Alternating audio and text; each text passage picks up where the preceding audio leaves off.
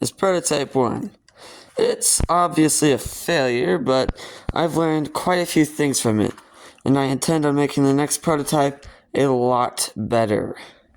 As you can see here, there's a strap, and it connects all the way down. I'm gonna get my arm out of this thing. With holding my phone, it's kind of difficult, so I kind of have to shake it out. But the strap here is kind of weak. I ended up putting things here to make it strong. That's one of the problems. This whole thing right here, it's very not practical, and it needs to be stronger. But as we can see over here, I made like cushions and stuff for my arm, and this is all cardboard, like these straps, and they're covered in cloth. It makes it way more comfortable, otherwise I'd be scratching against my skin. But one of the biggest problems with this prototype is that it's just floppy and not strong or stable.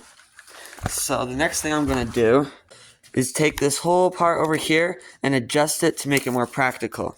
As you see here, I tried making it stabilized and connected to this glove, but it's just a glove, so it's going to be all floppy and stuff.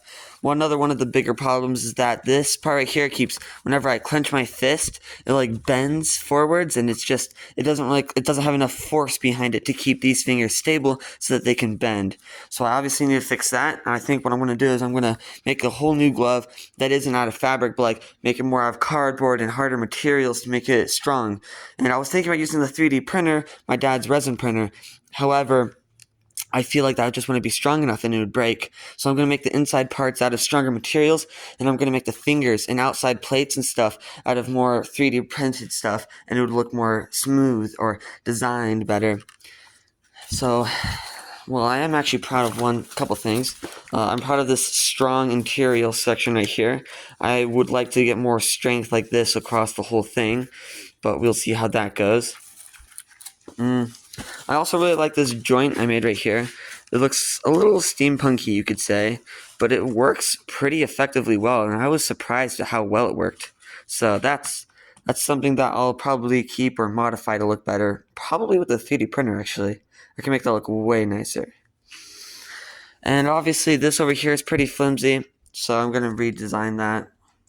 And yeah, that's prototype 1 for you. Looks pretty cool, but it's not practical. Oh, yeah, one last thing.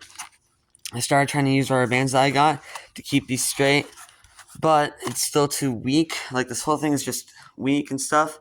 And so whenever I tried clenching it, A, it was really hard to clench it with my finger, and B, it just kind of didn't work because it was floppy, like I said.